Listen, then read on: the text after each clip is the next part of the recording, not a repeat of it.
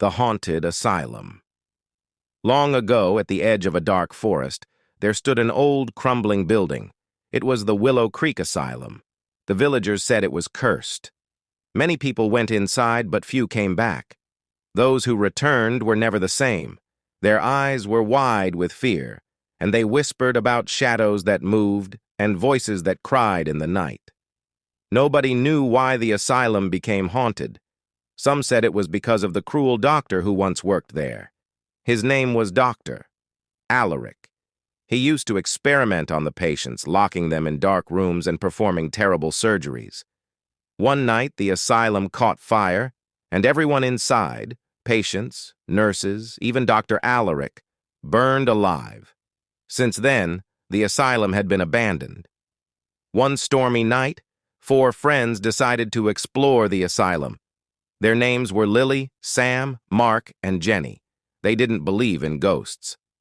"It's just an old building," Sam said, laughing. "We'll be fine."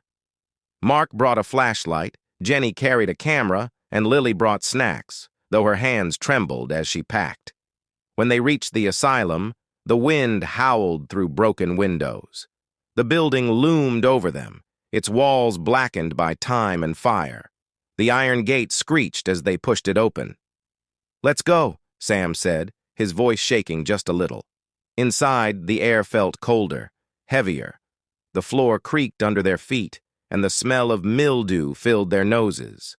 The walls were covered in peeling paint and strange, rust-colored stains. "Blood," whispered Jenny, but she laughed nervously. They walked down a long hallway, their flashlight beams flickering. Suddenly they heard a noise, a soft, sobbing sound. "Did you hear that?" Lily asked, her voice a whisper. Everyone froze. The sobbing grew louder, echoing through the empty halls. "It's just the wind," Mark said, but his face was pale. The sound stopped as suddenly as it started, and the silence that followed was worse. They entered a large room with rusted metal beds. Chains hung from the walls, and scratches covered the floor. "Look at this," Jenny said, pointing her camera at the marks. They looked like claw marks, as if someone had tried to escape. Then a bed creaked. Everyone turned to see it move, just a little, but enough to make their blood run cold. "This place is playing tricks on us," Sam said, though his voice was shaky. As they explored deeper into the asylum, the air grew colder. Shadows seemed to shift in the corners of their eyes. The friends kept telling themselves it wasn't real, but doubt was creeping in.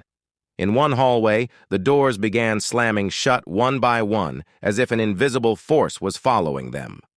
"Run!" Jenny screamed. They sprinted to the end of the hall, only to find the door locked. A loud, guttural scream echoed behind them. It wasn't human.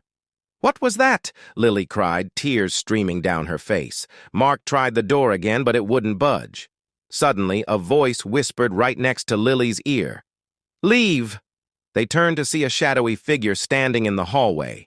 Its eyes glowed red, and its body seemed to flicker like smoke. "It's him," Jenny whispered, clutching her camera. "Doctor?" "Alaric." The figure began to move toward them, its footsteps echoing loudly. The friends backed away, their hearts pounding. "Stay together!" Sam shouted.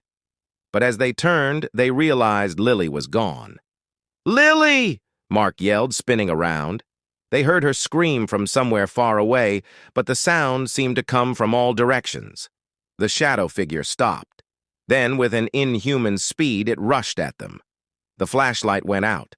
When they woke up, they were in the basement of the asylum. Chains hung from the walls, and strange symbols were drawn on the floor. A faint light flickered from a single bulb swinging overhead. "Where's Lily?" Mark asked, panicked. Before anyone could answer, they heard footsteps above them, slow, deliberate. Then Lily's voice called out, "Help me!" They ran toward the sound, finding a staircase that led back to the main floor. But as they climbed, they realized the stairs were endless. No matter how far they ran, they couldn't reach the top. From the darkness below, the guttural scream came again, louder this time. Finally, they burst into a new hallway. It wasn't the one they came from. It was darker, colder. Strange whispers filled the air, and the walls seemed to pulse like they were alive. They saw Lily at the end of the hallway, standing still. "Lily!" Sam called, but as they ran toward her, her head slowly turned. Her eyes were black, and a twisted smile spread across her face. "You shouldn't have come here," she said, in a voice that wasn't hers. The lights flickered, and Lily vanished. In her place stood Dr. Alaric, holding a rusted scalpel. The friends ran, not looking back, until they found a broken window. One by one, they jumped out into the cold, wet grass outside. When they turned back, the asylum looked the same, silent and still, as if nothing had happened.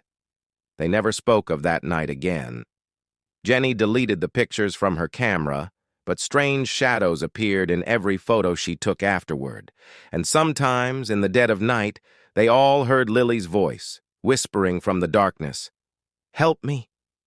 No one ever went back to the asylum, but it still stands there, waiting for its